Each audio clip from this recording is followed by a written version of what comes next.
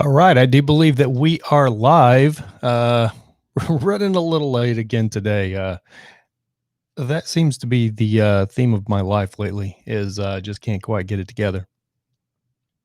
I got this new mixing board. Bought this new mixing board, which was super expensive. I waited a long time. Did a lot of. I wonder if I should buy it. Hey, we got one person in the room. Welcome. Hey, I am the American Nomad, Rob Holly. Welcome to the American Nomad podcast for Friday. Thank God it's Friday. Do we still say that nowadays since we're living in a corona world? I don't know. Since there's so many of us that are not working these days, I don't know if thank God it's Friday is even a thing anymore. Remember that when we had when you had a hellacious work week and you were just so thankful that it was Friday? Yeah, I'm not sure that we even have that any longer. Let me see if I can share the podcast over here on Facebook. It looks like we got one person watching. Welcome.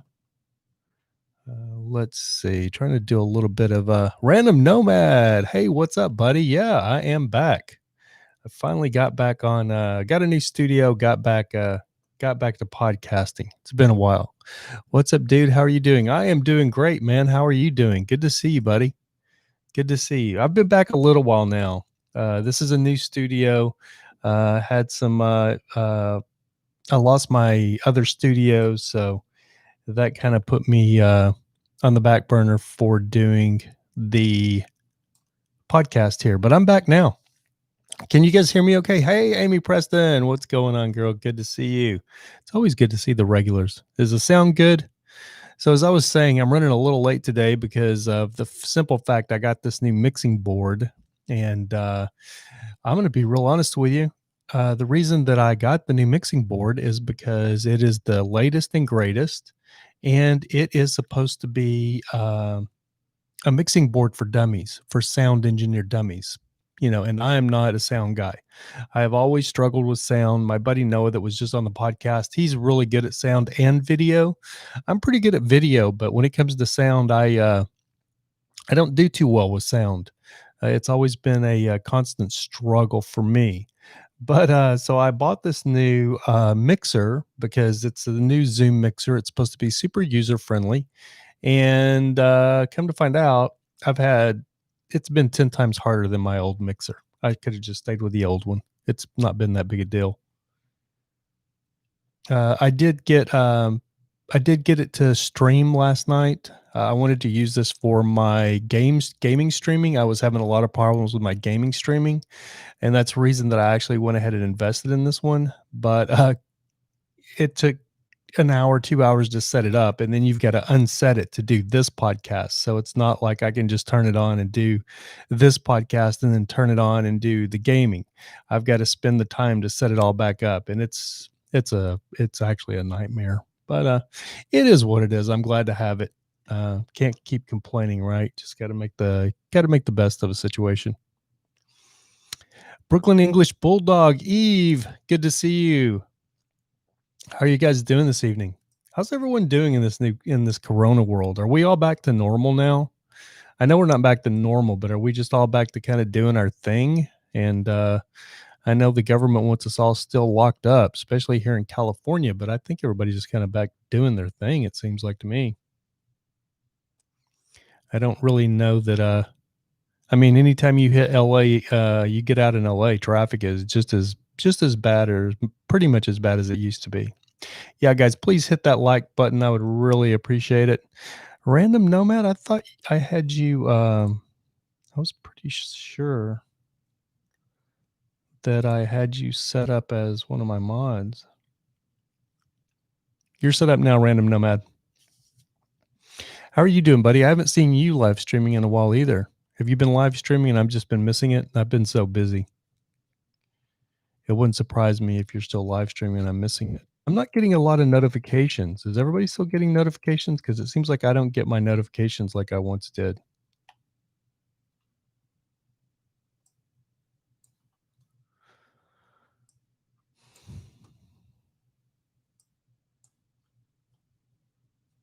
And I do have a question. So the those of you, Amy, Preston, Eve, those of you that saw my guest Noah, it was pretty rough. I don't really have the setup yet to have guests on.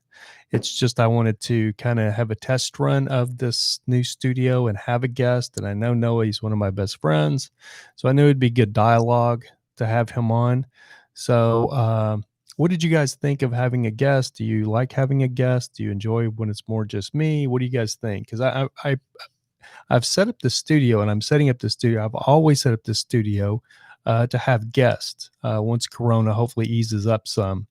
If you go back to my old podcast from when I was doing I wasn't doing video podcast. I was just doing sound podcast back like 5 years ago. I always had a guest on almost every time that I did. Well, not every time, but I did 15 episodes of that old podcast, and almost every time I had a guest on. So what I'm working on is a couple more pieces of equipment. And once I get those other pieces of equipment, I will be, I have one piece of equipment that's, I'm really working on. And once I get that a piece of equipment, I'll be able to hook multiple cameras into that. So I'll be able to have different camera angles. So it'll be like a TV broadcast where the camera's on one person's face, and then when that other person's talking, it goes to their face. And then we'll have a wide angle so you see the whole studio. So that's what I'm working on. So it'll make this production value, it'll make it a little bit, it'll make it a little nicer, hopefully. Brooklyn Eve says, love the new studio. Thank you, Eve, so much. I really do love it too. It's so hot here in Southern California. I don't know what's going on. We're having like Texas weather. A friend of mine, it's so funny. Another friend of mine from Texas, I met her here in California in Long Beach. We both lived in Long Beach. God, I met her probably in 2007 or 2008. And she actually let me use her address to get some mail recently. And really good friend of mine. I met her when I moved out here, but we're both from Texas. And I was talking to her the other day. I sent her a message, and she's a liberal, and there's nothing wrong with that. It's funny. She's from Texas, but she's a liberal, and I have no problem with that. But I sent her a message the other day, and we're talking about just California, and I said I'm over it. My love affair with California is dead. And she right off the bat said, "I'm leaving," and I'm like, "You're leaving?" She goes, "Yeah, I'm leaving. I'm moving." This was like a week ago. She goes, "I'm moving to Illinois." Illinois? And she goes, "Yeah, I'm leaving Monday." And I was like, are you we're texting this. So I'm like, "Are you serious?" And sure enough, man, she left Monday, and she arrived in Illinois a day before yesterday, I believe. But I was looking at her Facebook stories, and I text her. She's already there. So people are literally abandoning. It's like California right now is like a ship going down, and everybody's jumping ship. And I was driving the other day. Okay, Random Nomad, good to have you back, buddy. Random Nomad, mine is buffering too, but stream is steady. Okay, I have really good internet here, guys. That's another reason I rented this place. Is sometimes I get like 70 megabytes per second on my internet, which I had never in my life gotten more than like 37, 38. Okay, it's on your end, Random Nomad. Okay. But anyway, I was driving the other day, day before yesterday. I was driving, and it's been so freaking hot here. And one of the reasons that we pay the kind of money that we pay to live in California is for the weather. Anybody will tell you that. It's a weather tax, they say, because it's always like 75, 80 degrees here. And I know I'm going to get all of the, well, probably we don't have any in the room, but if we do, I'm going to get all of the global warming, climate change experts all up in arms. But it has been unusually warm here in California, in LA, in Southern California. Now, if you get out to the desert, like the Mojave and Palm Springs and Joshua Tree, it's always hot out there. It's always in the hundreds out there. I've been in Palm Springs when it was 123 degrees, which was, I think, the hottest place I've ever been. At the hottest at that time, it was out in the Coachella Valley. Joshua Tree would usually hover around 112. I think the highest it ever got was 116. But here in LA, we're right on the ocean. So one thing we do love about LA is the weather, and it usually never gets above 75 degrees. We get about 300 years probably of 75 degrees every day, sunny 75 degrees. It's like Groundhog Day. There's no seasons here. Even in the wintertime, the dead of winter, we drop down to about 45 degrees, but it's still sunny every day. And we think it's freezing. When it hits 60 degrees here in California, people start complaining. And just like I'm complaining about the heat, because we've only had the heat now for like a week, but it did get up to 101 here in Los Angeles, which is unusually warm. And I don't really complain about the heat. But when you do live nomadically, like I do, and if you live in a vehicle, it's those are the things that really do affect you a lot is the weather. Random Nomad 45. Wow, that's nice in the winter. Okay, Random Nomad. I have a really dumb question. I think I may have you mixed up with my other Nomad friend, Nomad Unbreakable.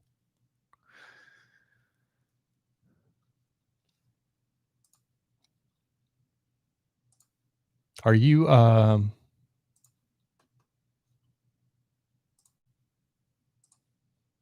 Badge? What is going on, buddy? I tell you, freezing. Is it freezing in Canada already? Oh yeah, you live in Wisconsin. You are random. I have you mixed up, Random Nomad, with my friend Nomad Unbroken.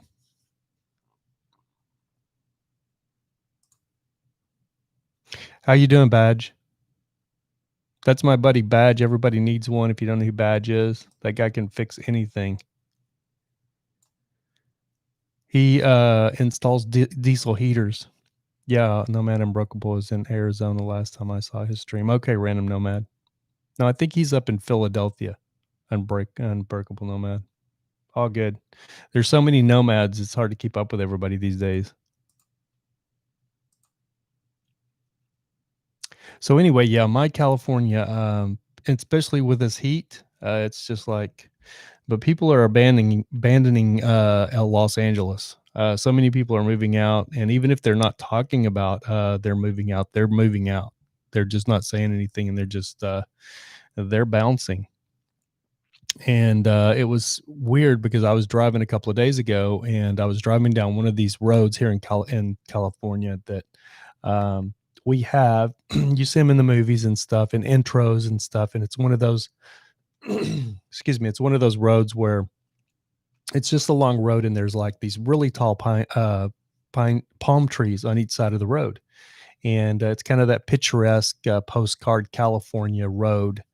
And there's one right here close to my office, and I was driving down it, and I'm looking at the palm trees, and I remember thinking to myself uh, before all of this stuff, the corona and all of this stuff started going on in LA, there was a time when I would look at those palm trees, and I would look at and think about the weather and how, just how nice it was here and how nice the weather was. And I felt so lucky to live in California. And I just felt like California was the envy of the rest of the country. And a lot of Californians still feel that way. They're a little bit delusional in reality. Most Californians still think that the rest of the country is looking to California like they're the pinnacle of everything.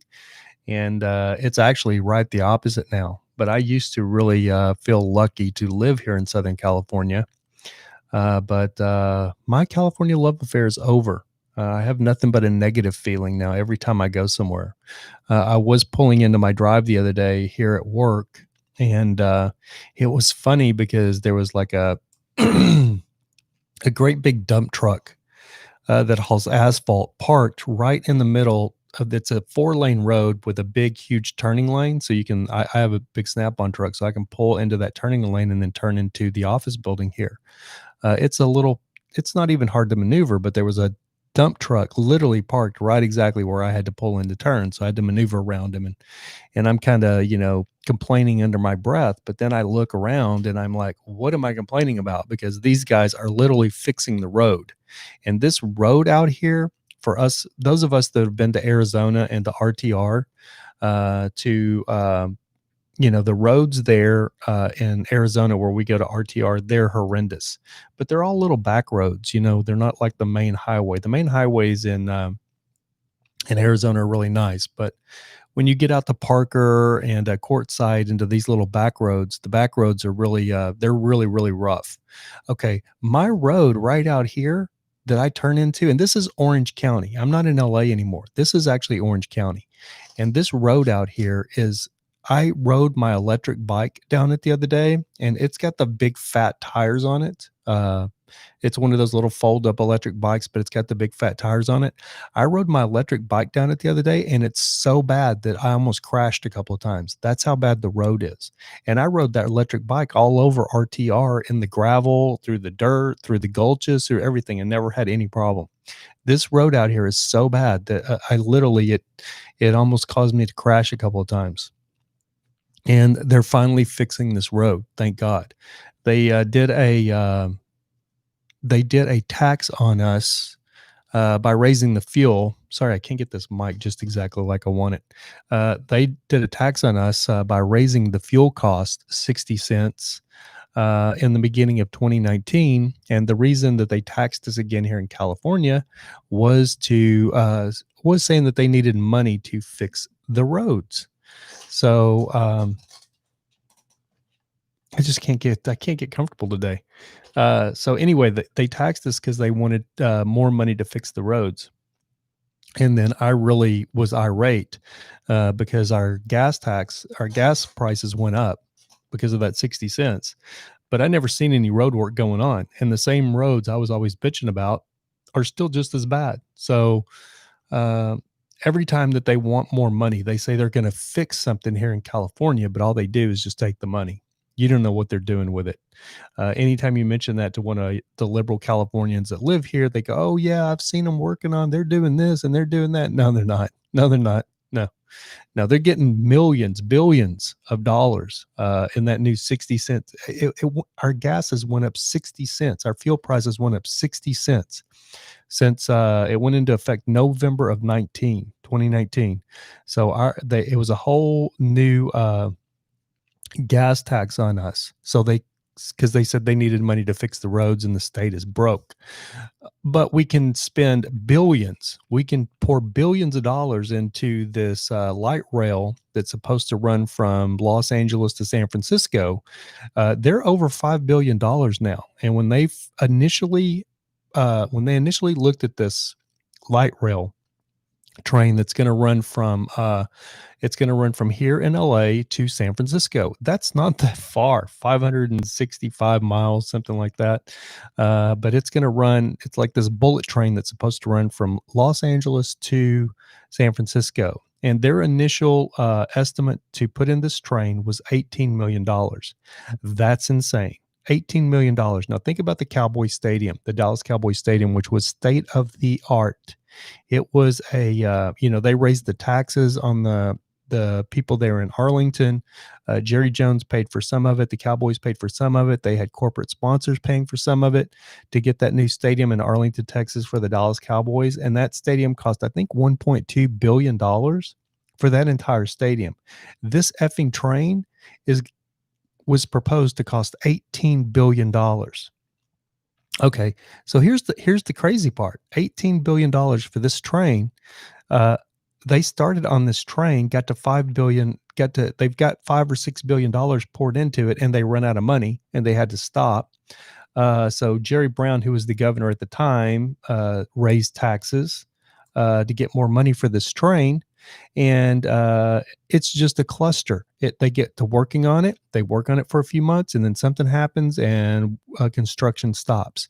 So when the new governor, who I call Gavin Newscum, because he's just another Democrat stealing our money, he came in and actually shut it down. So I actually gave him props because he sees it's you're just pouring money into a hole like a boat that's never going to go anywhere. Um, but anyway, construction has started again on this light rail train, and you hear people just losing their mind. You hear my California liberal friends losing their mind because the border wall is supposed to cost $5 billion. They've already spent over $5 billion on this train, and it's not even close. It's not even close. It's not even a quarter done. It's not even. It's really not even started. It's barely started. And then listen to this though. The new projections for the full amount and the full cost of this train, guess how much that is? I cannot get these freaking things, these notifications off, guys. Sorry. I changed computers. My other computer didn't have these notifications. Um, anyway, yeah, oh, that's great. Anyway, the full price of this new train, or the let me clear these notifications so I'll stop doing that. The full cost now, the projected full cost of this train is going to be, listen to this, $80 billion. $80 billion. That is absolutely ludicrous. That is insane. $80 billion. For $80 billion, we should be able to build a train from California to New York City. $80 billion. I mean, we hear billion so much anymore that people are immune to it somewhat. But if you put, there's a lot of little things out there that'll show you this is a million compared to a billion. This is my adage for explaining $1 billion. So let's say Jesus Christ lived in Jesus Christ days of the Bible. If Jesus Christ was alive, or at the time he was alive, and he lived from the days of when he was crucified, from the day he was crucified, if he had not been crucified and he had lived from those times when he was alive till today, and he spent $1 million every single day, $1 million every day of his life, from the day he was crucified until now, he would still not have spent $1 billion. That's a lot of money, folks. And $80 billion for this train, I don't think it's ever going to be completed. I honestly don't. And if it is completed, I think it's so expensive that they're going to do 5 billion here and 5 billion there and work on it a little bit and then not work on it. And they'll probably have it finished by the time I'm in a retirement center, is what I'm gathering. Like my great grandchildren might get to ride it. I think that's the way it's going to be. And the whole reason that this train is so expensive is because it's in California. If they did this from Dallas to Houston, it would have cost $5 billion. But because it's California, all of their red tape, all of the bull crap that you got to go through to do anything here in California, even the government goes through it. That's how bad the Democrat stuff is here. Even the Democrats shoot themselves in the foot because anytime they want to do anything, it takes an act of God to get it done. Let's see who we have in the room now. We have, let's see, Brooklyn, English Bulldog, Eve. My friend Eve says, yes, even in HB, the roads are crap. And we don't even have big rigs in most of them, and they are hacked up. Exactly. And in Orange County, well, let's look at the rest of the country, because California doesn't do things like the rest of the country. But in the rest of the country, I can tell you, because I've traveled this country extensively. I've been to every state except for 4, and 2 of those states are Hawaii and Alaska. But in this country, the way things work is there are poor sides of town. I mean, let's just not be politically correct about this. There are poor sides of town. And when you're on the poor sides of town that don't take in a whole lot of taxes, don't have a whole lot of tax revenue, the roads are crap. And it's just the way it is. You know, that's the way it is. You pretty much stay out of that part of town. But if you're in a really nice part of town, the roads are nice. If you go to Dallas and you're in the richer parts of town, like Harlan Park, University Park, even if you were out in the suburbs of Plano, anywhere around there, the roads are amazing. The roads are nice. Now, when you get over the bridge into Oak Cliff, and if you go like the Pleasant Grove, even out in Mesquite now, and Balch Springs, which is my old neighborhoods in Texas and Dallas, the roads aren't very nice out there anymore, because the hood has expanded in those the hood has expanded into those areas. I'm going to try not to be racist about this, but it's not what it was when I lived there. Let's just put it that way. It's a little darker, and now everything has just went down tremendously. When I lived in Texas, in Mesquite, it was like Redneckville. The Mesquite Rodeo was right down from our house, literally like 2 miles from, or a mile and a half from our house, and we were basically on the very outskirts of Dallas. We were on the very, very edge of Dallas suburbs, and it was basically like the sticks. We were almost in the country. So basically, what you had was a bunch of people with horses and a bunch of rednecks out there. Well, Dallas has now expanded, and because Mesquite was a very affordable area, a lot of the riffraff from inner Dallas has now moved into Mesquite. My kids grew up there in Mesquite. They both went to high school in Mesquite, and the Town East Mall was our local mall, and it was about 4.5 miles from our house, 5 miles from our house. And Christmas and Thanksgiving, any holiday, we always went and we always did the shopping at that mall. The last time I was in Dallas or Mesquite, I told my son, because anytime I was there, I would pick my son up and say, "Hey, let's go to the mall and eat, and let's go walk around. Maybe we'll buy something or go shoe shopping or whatever." And my son looked at me like I was crazy, and he's like, "What?" He's like, "What?" And he's a grown man now, you have to understand. And he was 20, maybe at this time, 21. And he looked at me and he goes, "What?" And I'm like, "Don't you want to go? Let's go to the mall and get something to eat. Maybe we can go shoe shopping or something." And he's like, "No, Dad." I'm like, "You don't want to go to the mall and get some Chick-fil-A or something?" He's like, "Dad, nobody goes to the Town East Mall anymore." I'm like, "What?" He goes, "Nobody goes to the Town East Mall anymore." I'm like, "Why?" He goes, "They just don't." And I'm like, "Huh, that's so odd." I mean, it's a beautiful, nice mall. It's a beautiful 2-story, gorgeous mall. And then I'm thinking, well, with Amazon, uh, whoa, with Amazon, and I just bumped my desk and my whole screen went off. I must have a loose connection to my computer for my screen.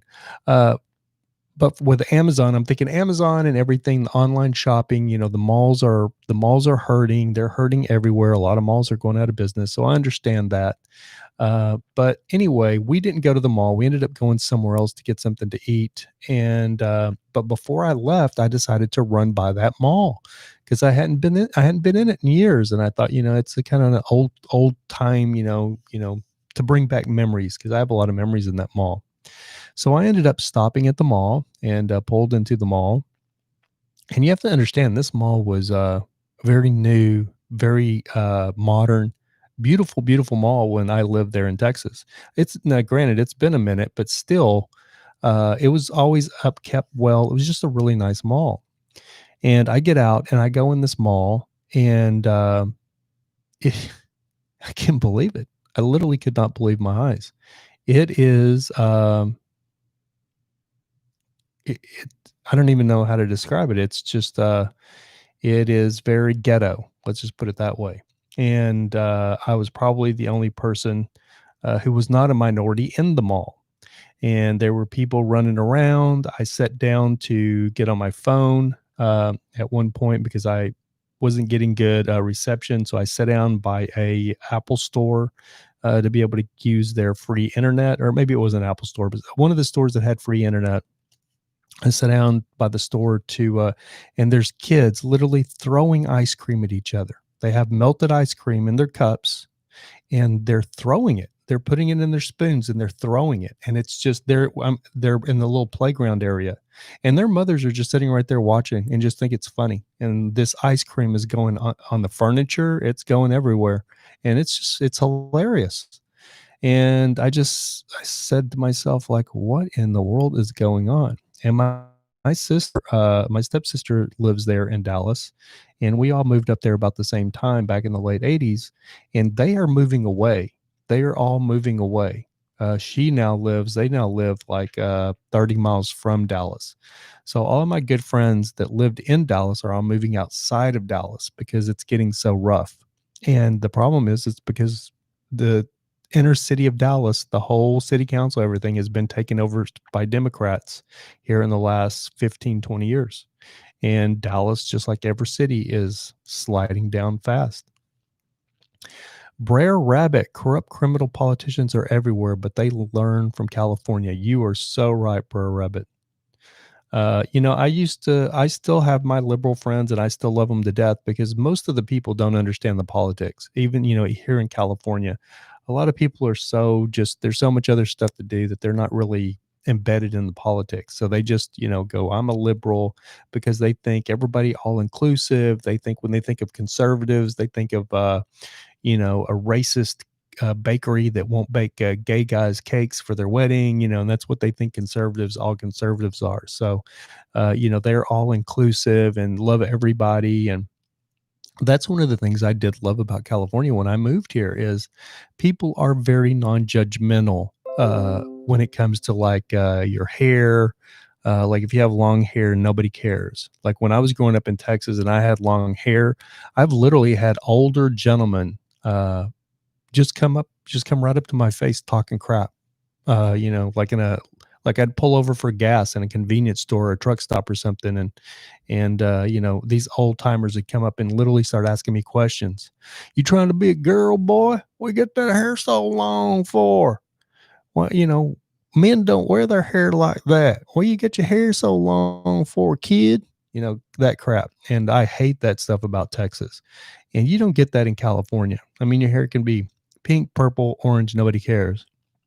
But the problem is when nobody cares, it's almost too much nobody cares because then everybody just runs amok. Then you have homeless people everywhere, and nobody they're doing their thing. Just leave them alone and let them do their thing.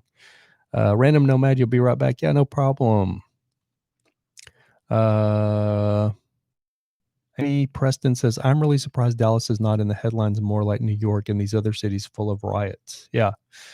Dallas has really slid. It's sad because it was a very beautiful, pristine city when I lived there. And it's really, really slipped, especially in the suburbs and different areas.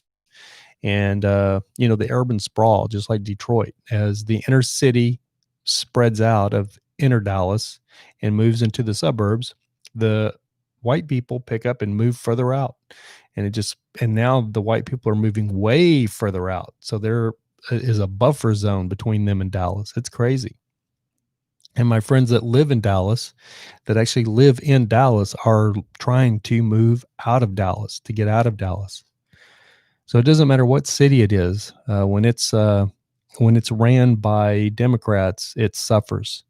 I remember in the 80s, I think I've talked about this on one other podcast. In the 80s, we had a new mayor.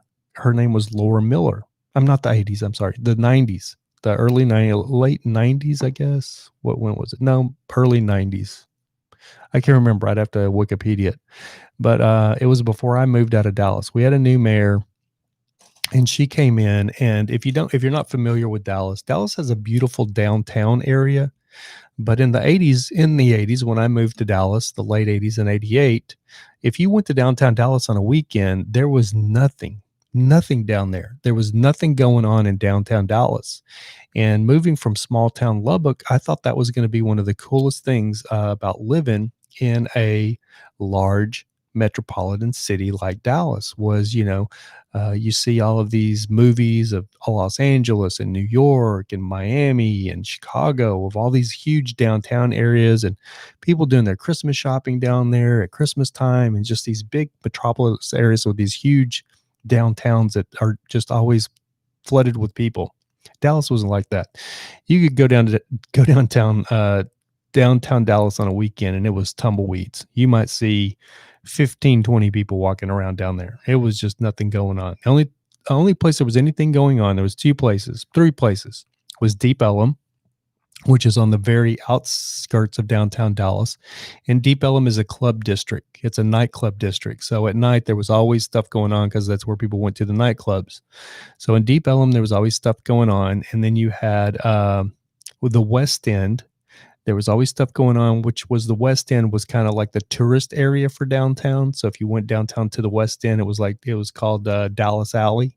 And there was like this big mall, 4 or 5, 6 story mall that you could go in, and but it wasn't like a regular mall. It was like a mall in a building. It was really cool. And so you would go down to the West End, and then the only other place that there was anything going on in downtown Dallas was the Greyhound bus station, which was bringing all the riffraff in and out of Dallas. And you had all the riffraff hanging out in and around the bus station. Other than that, downtown Dallas was dead. So when Laura Miller came from Chicago and started talking about being the mayor of Dallas and that she was going to turn downtown Dallas into something like Chicago, I was all for it, man. She was a Democrat, and I was so excited because I wanted I wanted Dallas to be like these other big cities that I'd been to, where it had like thriving, a thriving, fun downtown where you could go downtown to the clubs, or, you could just do different things downtown. So I was excited when Laura Miller started talking about, making downtown Dallas, uh, like you would see Chicago, like it would be a place you would want to go on the weekends. So I was excited and I voted for her.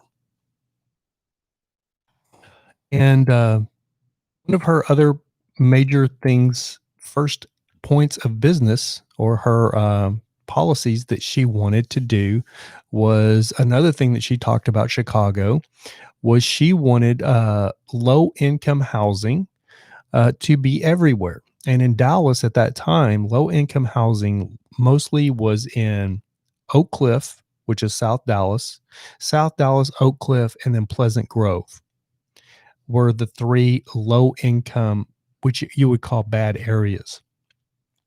So you could literally drive all over Dallas and not ever drive into a bad area. You would get into a little bit lower income white neighborhoods if you went to like Garland, or these different suburbs. But if you were in Dallas, you could drive around Dallas all day for months and never go into what you would consider the hood. But when Laura Miller came in, her first order of business was she wanted everybody that was low income housing to be able to live anywhere in Dallas. And I was young at the time, and I thought, man, yeah, I mean, just because you're poor doesn't mean you should be delegated to live in these low crime infested or these ugly parts of Dallas, let's say. And so I was all for it. I thought it was a great plan. I was like, I actually worked in the apartment business. I was an apartment maintenance man at that time. And as she started talking about this becoming a reality and that she was going to push this through, and basically what she was going to do is make Section 8 housing, low income housing, uh, where every single apartment complex in Dallas, if they were low income, or if every apartment complex had to have at least 4 units, it was 4 or 8, can't remember, that they offered as low income Section 8 housing. Every single complex, it didn't matter which complex it was going to be a city ordinance, every single apartment complex. And so it actually went through and it passed. And the apartment complex I was working at in Mesquite at the time was a brand new complex, and it was only one bedrooms. It was only one bedrooms. And I remember my manager, Peggy, dedicating these certain units that were going to be low income. She ended up putting them all in one building so we could, she didn't spread them out around the complex. She put them all in, like, the buildings were apartments of 8. There was 4 on this side and 4 on this side. So we had to have 4 apartments in our complex that were dedicated to Section 8. So we made this one building on the very outskirts of the apartment complex, that was looking away from the apartment complex. Those 4 apartments ended up being the low income apartments. And I remember we went in and we got them ready, and uh, I was the lead maintenance guy, so I had my make ready guys in there, my painter in there, and we were getting these apartments already. And I remember putting in we went all out on these apartments. We put in new faucets and things that we don't normally change out in an apartment, just because we wanted these lower income people to really have like this new experience when they walked into this apartment. This is a new apartment complex. Anyway, to make a long story short, we ended up moving 4 low income families in there. They were all Black families. And within a year, that building became every weekend, the cops were out for that building. because somebody was having a domestic dispute. We ended up always having to send the porter that did the groundskeeping. The porter had to go to that building every morning, first thing, to clean up the trash because that building was trashed. There was always trash and trash left around cars and trash everywhere. And I remember after a year, one of the families, even though it was low income, they got evicted. They couldn't afford it anymore. And not only did they leave a dirty apartment, they literally trashed the apartment. And this was one of the new apartments that we put new faucets in, new everything. And they kicked holes in the walls. It was just a mess. And that actually spread all over Dallas because of this Laura Miller policy of low income housing being able to be anywhere. So now Dallas is not near the near safe city as it was when I lived there. Freedom Dove. Look who we got, people. Freedom Dove. Welcome, Freedom. It's so good to see you guys. I really enjoy this. It's funny being a nomad, being single in this Corona times. I don't spend a lot of quality time with anybody but myself these days. Matilda, hi Matilda. RV Chris, would you consider Joshua Tree again? No, RV Chris. I love Joshua Tree. Don't get me wrong. Brian Knoll says I feel the same way about Florida. Don't get me wrong, RV Chris. I do love Joshua Tree. But one of the reasons that I left West Texas, where I grew up, which was around Lubbock, is random nomad. I want to go back to Northern Arizona. I hear Northern Arizona around Flagstaff is really nice. I'm actually looking at Flagstaff or Tucson. I like Flagstaff. There's a lot of snow there during the winters. It gets really cold there during the winters. I really like Tucson because it's a little city. Amy President said, I rode my motorcycle to Long Beach in late May of 2009 and had to keep my leathers on. It was freaking cold. Yeah. But it's not cold to us. But when you get to the ocean, it gets a little chilly. But RV Chris asked me, would I ever consider living in Joshua Tree again? Now, no. I love Joshua Tree. I love the mystique of Joshua Tree. I just love Joshua Tree.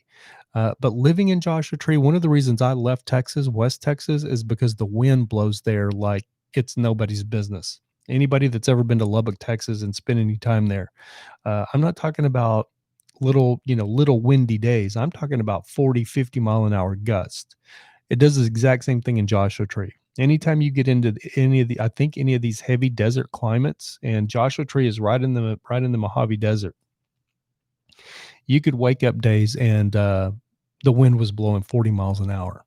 And if you've never been in a 40-mile-an-hour wind, that's a constant wind. It's miserable.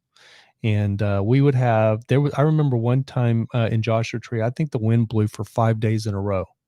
And I can take rain. I can take rain. I can take rain at raining like Seattle. I can take rain for 5 days in a row. A 40 mile an hour, 35 to 40 mile an hour wind that's just howling through your house, causing the panes in your house to howl. Yeah. When the wind isn't blowing in Joshua Tree, it's beautiful. Even when it's cold or even when it's hot, it's beautiful. Even, when it's 110 degrees, it's still beautiful. But because of the wind, I can't deal with the wind. That's another thing I love about Los Angeles. We have the Santa Ana winds. They call them the Santa Ana winds, and they're kind of a seasonal thing. We get these flat desert winds that are coming down from the Santa Anas, and it's this dry wind that blows through Los Angeles. It only lasts a day or two usually. They call it the Santa Ana winds. And but the thing that the wind out at Joshua Tree, it's a different animal. It's just exactly like West Texas where I grew up. I've talked to my dad about it because my dad lives in West Texas where I grew up. He's lived there since he was a teenager. He's never left. And I remember coming home one day from the school bus, or more than one day, multiple days on the school bus when I was a little kid, probably in like the second or third grade, fourth grade on the school bus. And it was 14 miles from school. So I was the first kid in the morning to get on the bus because my house was the last one. So the bus route in the morning started at my house because the bus driver would drive all the way to my house and pick me up first. So I was the first person to get on the bus and the last person to get off in the evenings. And my dad, there was times when he would make sure he was home because the wind was blowing so bad that the bus driver couldn't open the door on the bus, and she would finally get the door open, and then my dad would have to hold the door to the house because he knew if I opened the door, because we back in those days you had these old screen doors, they were like a glass on top and aluminum on bottom. These storm doors, I guess they were called, but he knew that if I opened that door and the wind was blowing the certain direction, it would catch that door and literally yank me off the porch. And I remember one day, I'm walking down the bus to get off the bus because I'd sit in the back of the bus and I'm walking to get off the bus. And I'm looking out the window to see if dad's in the house. And sure enough, I see him open the big door, and then he reaches and opens the screen door, the storm door, and he opens the storm door. And my dad he's a big guy. He's 6'4", 240, 235, 40 pounds. He's not a little guy. And he's been shoeing and breaking horses his entire life. He's a rancher. And he, he opens the door just enough for the wind to catch it, and the wind catches this door and literally yanks it out of his hand and slams it against the house like you just have to see it. It was hilarious, but it was terrifying at the same time because he had no chance of holding onto that door, and it just that door, those old doors back they still do. They had this pressure spring thing, like when you go into a house and you let go of the door so the door don't slam against the house. It's got this this shock absorber thing that's on the door that it pulls the door closed slowly. It just ripped that thing right out of the door and that door just my dad reached it, he opened that door, and that door just slammed right up against it, went all the way around to the other side of the house. And so dad ended up having to get a new storm door. But yeah, I don't like the wind. I can take just about every kind of weather other than wind. I don't like heavy winds. I can deal with wind, if it's here and there, but when it's a constant, and living in Joshua Tree, if you woke up in the morning, you weren't sure if it was going to be a windy day or not. And you'd wake up and go, oh God, it's going to be another windy day. Let's see. Melinda, what's going on, Melinda? I'm so glad you made it. Random Nomads, Amarillo was really windy too. Yeah, that's the Panhandle, Random Nomad. So Lubbock is south, where I grew up, is directly south. I was born in Amarillo. I grew up in Lubbock, but I was born in Amarillo. My grandmother's buried in Amarillo on my mother's side. I spent a lot of time in Amarillo. Melinda Becker goes, I love those old doors. Yeah, you don't see them anymore like you used to. Amy Preston says, El Paso sucks big time. Yeah, the wind there. I actually like El Paso. The last time I was there, it's funny, that city has really come up, even though it's a very, El Paso is a very, I'm trying to stay somewhat politically correct. It's a very minority heavy city. It's mostly, it's right there on the Mexican border. Like Juarez, Mexico is right across from El Paso. You can literally go up in a building and look right at Juarez. When you're in El Paso, you can go up in a building in Juarez and look right at El Paso. They're literally, it looks like you could throw a football at one and into the other. And when I spent like a week in El Paso. You can look back at some of my vlogs on my other channel, my Nomad News channel, my old vlog channel. And I did some videos when I was in El Paso, and I had a really freaking good time in El Paso. I spent a week there and I parked right downtown. I don't know any other major city that I could park my RV right downtown and nobody bothered me. The cops went by me continuously, like once a day. I'd see the cops drive by. Nobody bothered me. And I was parked right in the club district, so I could get out of my RV and walk directly to the nightclubs and go party, and then stumble out of the nightclubs and just walk right back to my RV. That's my kind of town. But El Paso has really come up because when I moved from Dallas to California, I literally broke down in El Paso. right before I got to El Paso. I was about 45 miles from El Paso and I broke down. So I got into El Paso.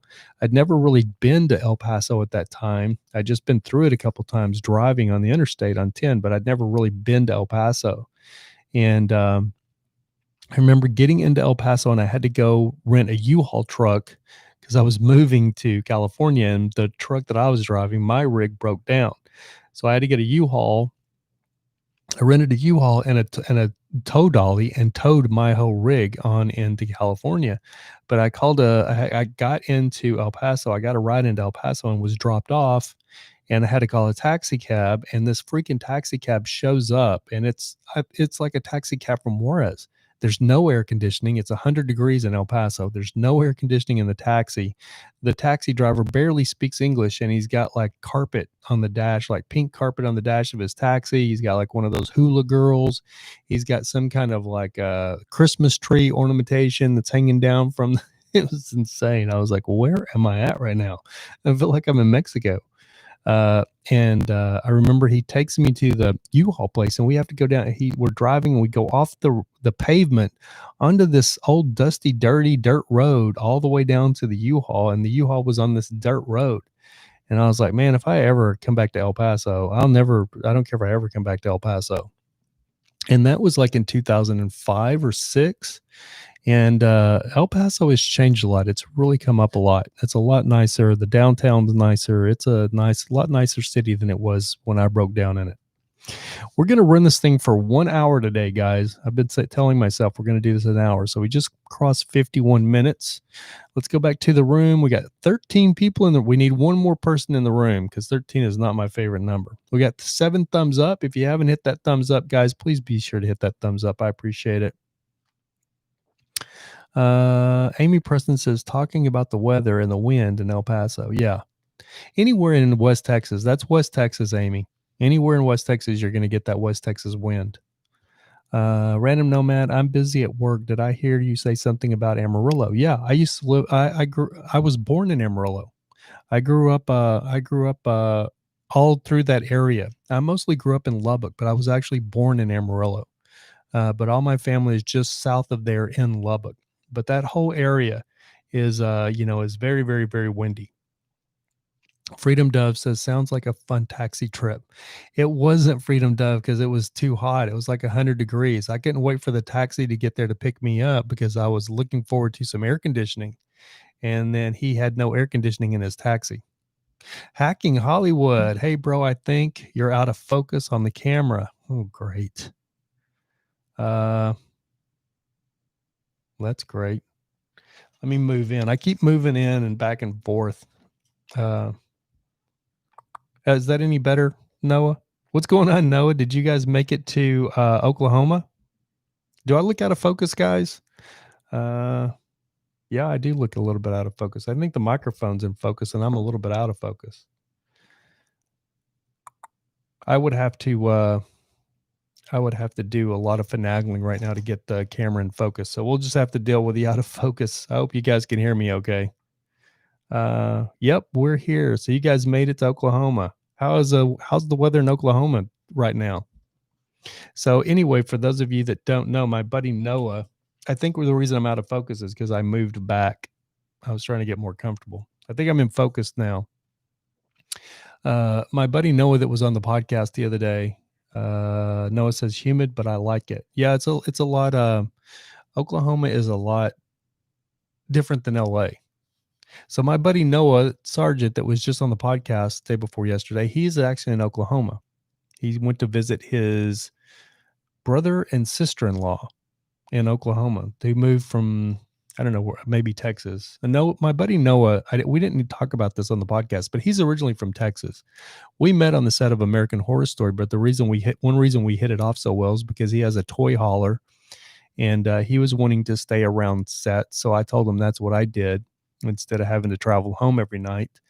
And that we're both from Texas. Noah's from Texas as well. Freedom Dove says, yeah, but it's okay. Audio is good. Thank you, Freedom Dove. Melinda Becker says, yeah, but I can barely see anyway. Melinda Becker says, "What do you think about California doing that to Uber and Lyft? No better time." Man, come on, California. Why are you messing with Uber and Lyft? They're literally trying to put Lyft out of business, Uber and Lyft. And I just had to take an Uber and Lyft the other night. And for those of us that, I mean, it's one of those deals where I would have had to pay like $100 if I had to take a taxi to where I went, because I had to take a taxi from Orange County here. I mean, a Lyft from Orange County all the way over to Compton, which is like 35 mile. I don't know. It's not really close. I had to go pick up Bertha where Bertha had gotten towed. So I ended up calling a Lyft like at 11 o'clock, and the dude was just so nice. We talked, and it cost me like $23, $24, something like that. I don't know, man. California is always screwing with everything. I understand what they're talking about because, people think there's certain people that are complaining that Lyft and Uber are taking advantage of them. So I understand that aspect of it. As far as, they don't get benefits and they're contractors. I never looked at Lyft. If you were going to do Lyft, I never looked at Lyft being like being like a regular full-time job. I should be in focus now. I think that's what happened was, as this has went on, I've progressively gotten further back. I think if I scoot up here, I think I'm in focus. This is where I set the camera up. Yeah, I wish that California would leave Lyft and Uber alone and just let them do their thing. They're not hurting anybody. The people, if you want to drive for Uber or Lyft, you drive for Uber or Lyft. If you don't, you don't. Freedom Dove says, right, random, take it easy. Oh, you're leaving random? Later days, peace, positive. Hey, thanks for joining us, Random Nomad. Um, Hacking Hollywood, but he knows says, I didn't know taxis still had any business. Lyft and Uber are awesome. Tesla estimates their robo taxis will be a fifth of the Uber price. Yeah. That's still a ways down the road, but yeah, that's the future. That is the future. There's actually a little car company, I can't remember the name of it, that they do like like the scooters where you can just grab the Bird scooter. There's actually a new car company that does, I think it's not Teslas, but they're electric cars, I believe, where you can just go up and the cars are parked like those bicycle racks here in LA, Noah. And you can now rent these cars. You just put your credit card in there and they'll let you just rent the car.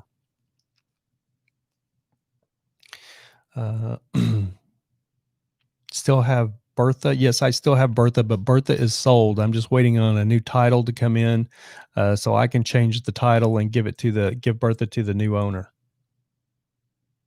If it comes in, hopefully. Melinda Becker says it's your choice to work where you work. Exactly.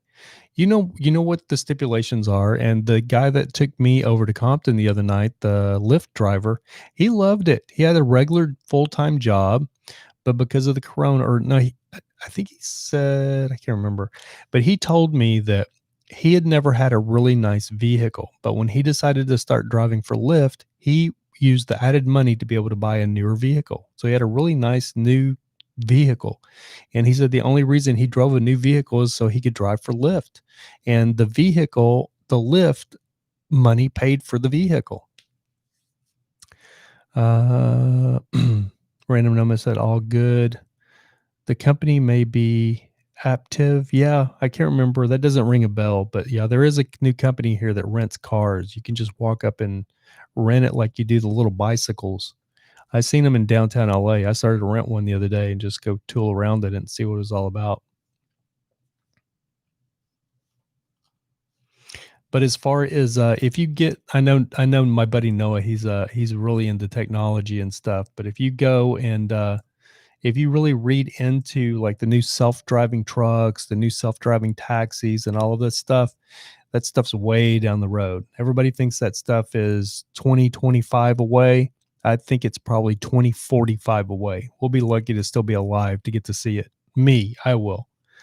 I think by the time I'm probably in my 70s or 80s, we'll probably start seeing the self-driving trucks if I live that long.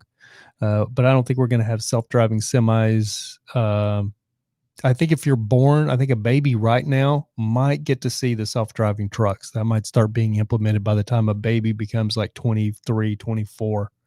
I think we're 20, at least 24, 25 years away from self-driving trucks, self-driving taxis, all of that stuff. Noah says, I am a nerd for sure. Nothing wrong with that, buddy. I love the simple fact of how you figure stuff out. Freedom Dove, will you be moving out of California? Yes. Yes, Freedom Dove. I rented this office on a month to month basis, and I actually love this office. In this office right now, I don't want to jinx it, but this office actually works. The dynamics of where this office is couldn't have been any more perfect for me. Everything that I love and that I use is just in this little small circle around my office. Like Wendy's is one of my favorite fast food restaurants, and I'm a single guy, so I have to grab fast food. And when I grab fast food, you have all of these like Jack in the Box and Del Taco and all of these. My least favorite fast food restaurants have always been around where I have been. And this office right here, there's a Wendy's right here. There's a little sushi place that I walk to right here. It's right outside the building. I mean, it's 3-minute walk away. It's a teriyaki sushi place. There's a Subway right here on the corner of the building. There's just my friend Noah lives 3 minutes away. They're 6 minutes away.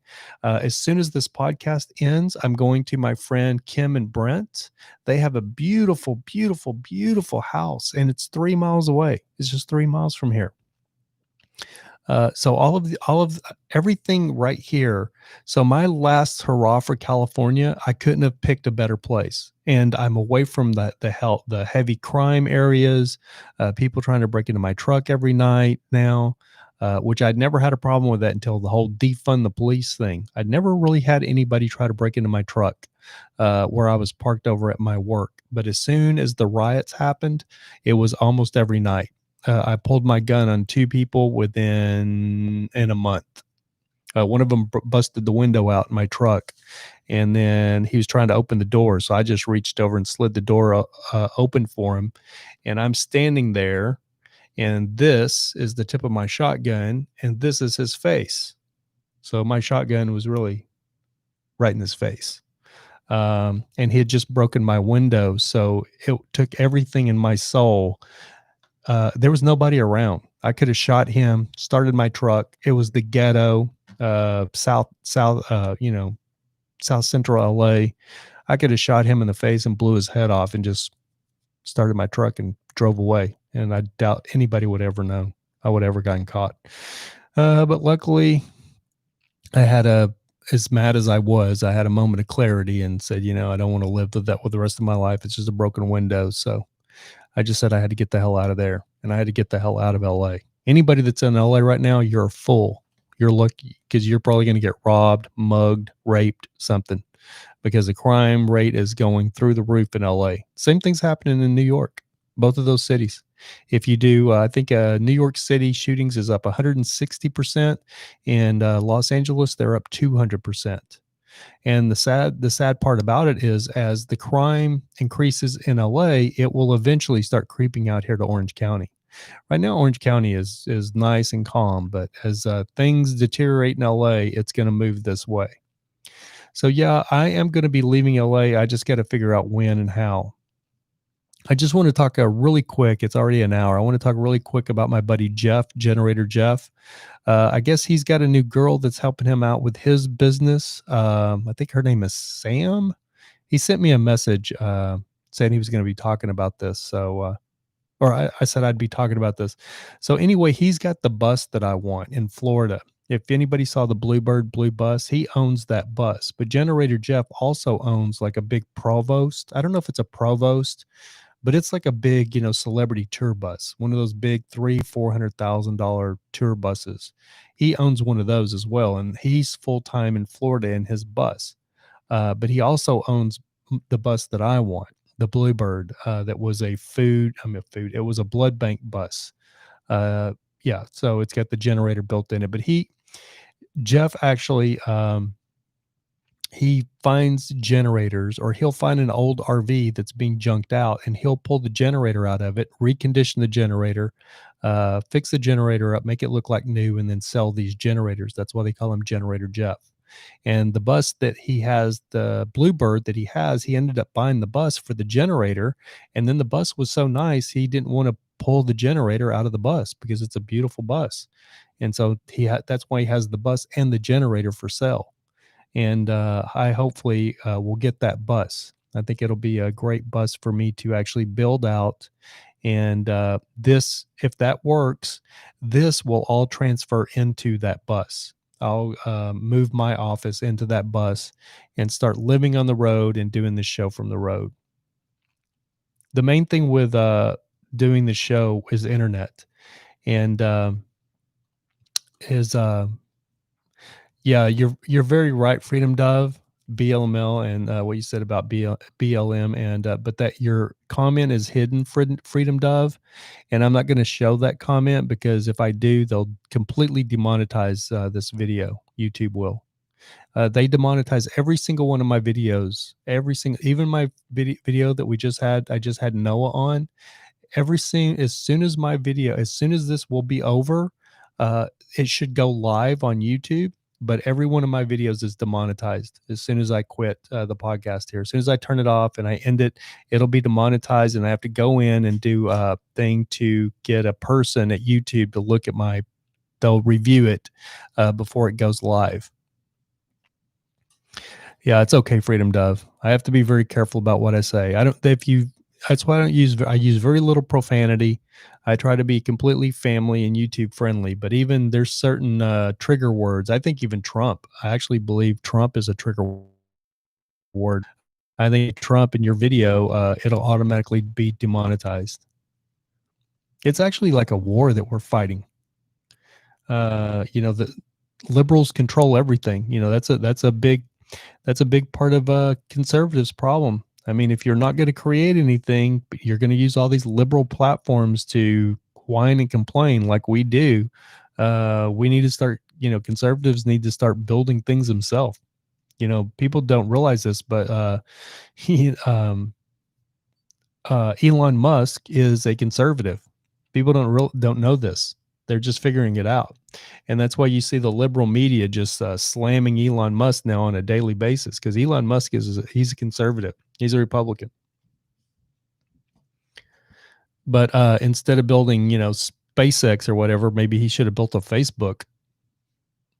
Bye, Amy. So good for you to join us. Okay, I'm going to get off of here, guys. I'm going to end this. I have dinner reservations at my friend Kim and Brent's tonight. We're going to go over there, and like I said, they've got a big, beautiful house, and I'm going to actually take over their guest bedroom tonight, and I'm going to spend the night in a nice bedroom, have a nice hot shower and a nice shower.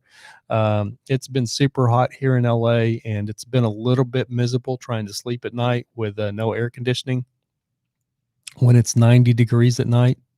Freedom Dove, I'm still waiting for Elon's Starlink satellite system. That guy's creating all kinds of stuff. Elon Musk is changing he's actually, there's certain people that change the world, and he's one of those people. Matilda, is there a place in Texas you would live now that's nice but still affordable? That is a good question, Matilda. I lived in Texas, and I don't know that I would want to go back to Texas. My family is all in Texas. It's just I know what Texas is all about. I've been everywhere in Texas. So I don't know. I used to love Austin, but I wouldn't live in Austin now because Austin is just a satellite city of LA. It seems so LA. The people are like LA. The homeless problem is like LA. So I don't want that. I want to settle down in. I'm looking for something that is a little bit. I want a smaller city. I don't want a big metropolis now. I still want all the convenience of a city, but I want a smaller city like a Tucson or a Flagstaff or even Santa Fe, New Mexico. I don't want Albuquerque. Albuquerque is another mess. Freedom Doves, Texas is turning blue, unfortunately. The only reason Texas is turning blue is because all of these Californians are moving there. Everywhere that the Californians, Nevada turned blue because of all the Californians that flooded into Nevada. That's what I'll never understand about Californians. They love California, but they have to leave California because they can no longer afford California. But then they move to the state or move wherever they're moving, and they turn that into exactly what they just left that they couldn't afford anymore. Which absolutely, to me, makes no sense at all. None. But that's the way they do it. Anyway, guys, thank you so much for joining me here on this episode of American Nomad. I have one announcement to make, Matilda, and another thing. I took your freaking mask to the post office the other day, and the post office was closed. So I've still got to ship your mask out. So I'm gonna drop it. I'm looking for one of those blue mailboxes that you can just drop it in.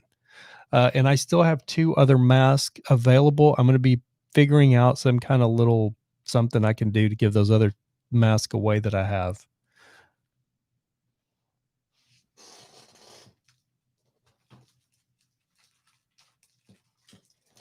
I still have a pink and a purple one.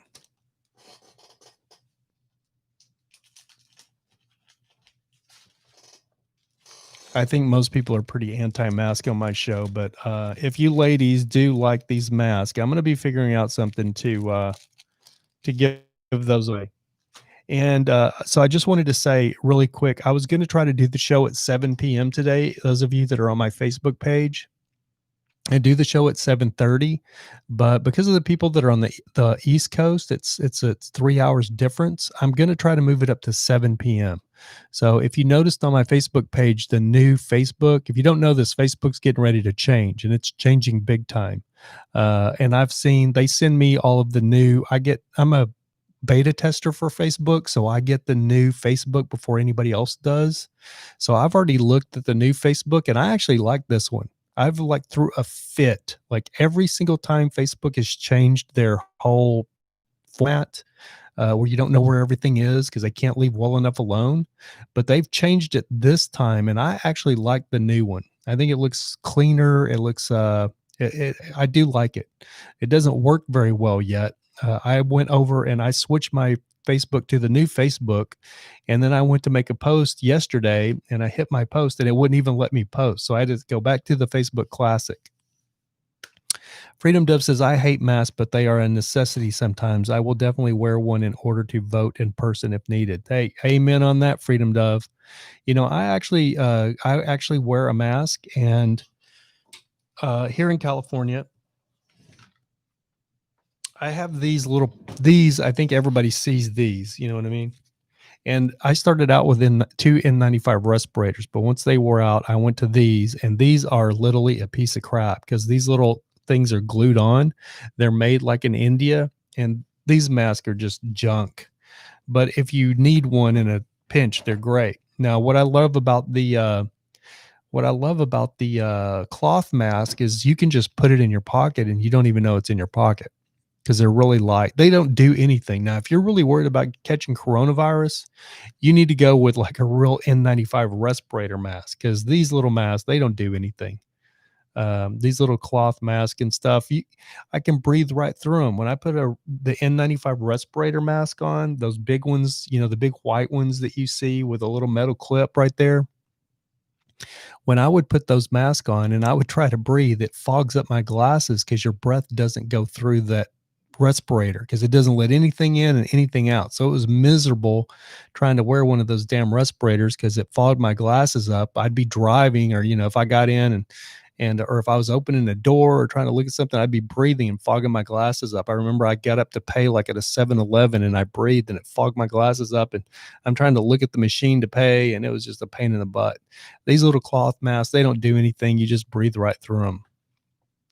Freedom Dove says, of course they don't work, LO. Even the N95 masks don't help. They help some, Freedom Dove, but if you're going to get it, you're going to get it. It's I think the mask, basically what it does, gives people a false sense of security,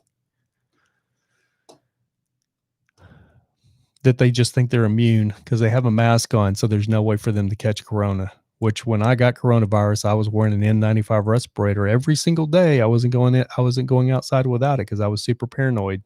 And I was one of the first people I know, and I was wearing an official N95 respirator. Just keep your immune system up. Yep, That's good advice, Freedom Dove.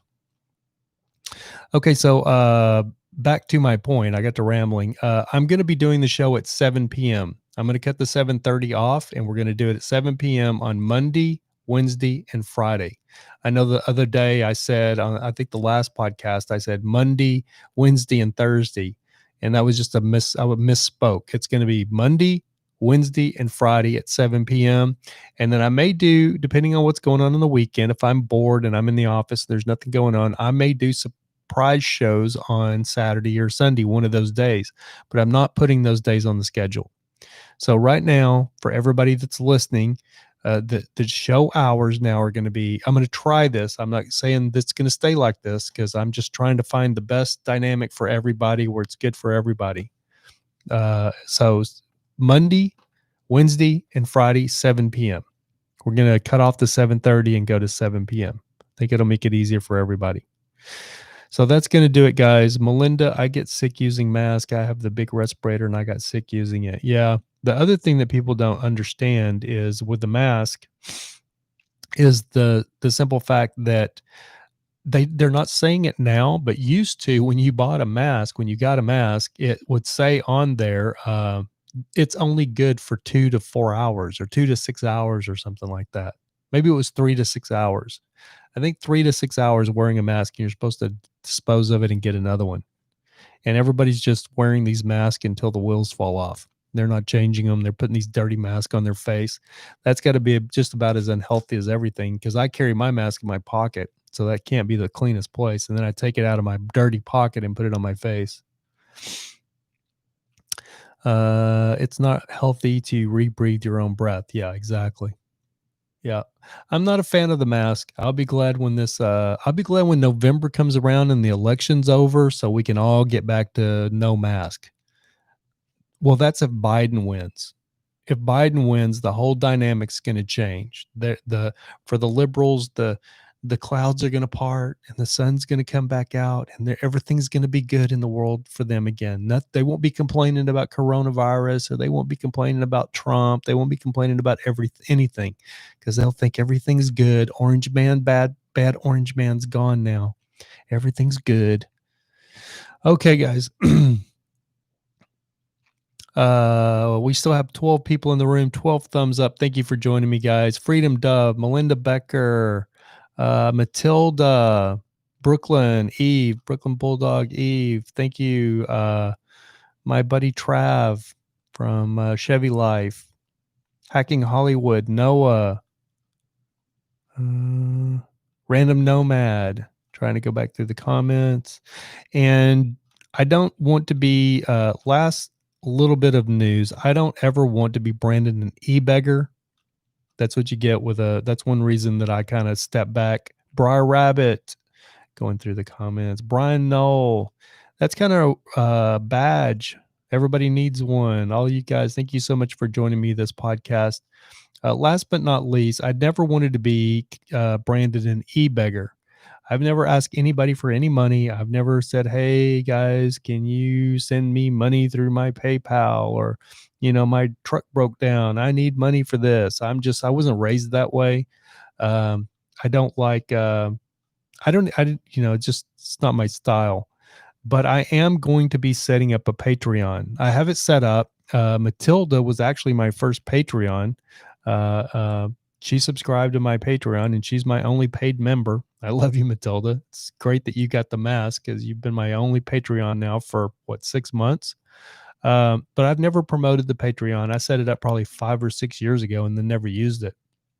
But I am going to start promoting the Patreon, because if I don't get a little bit of financial support to do this, then eventually I'll run out of money to pay for the studio and I won't be doing it. So I'm making this my last hurrah, and I've always done it as a hobby. But I'm going to have to actually at some point figure a way out to actually start making a decent income to be able to continue to do all of this. I've invested probably $6-7 grand in equipment. Just this microphone, this is $500.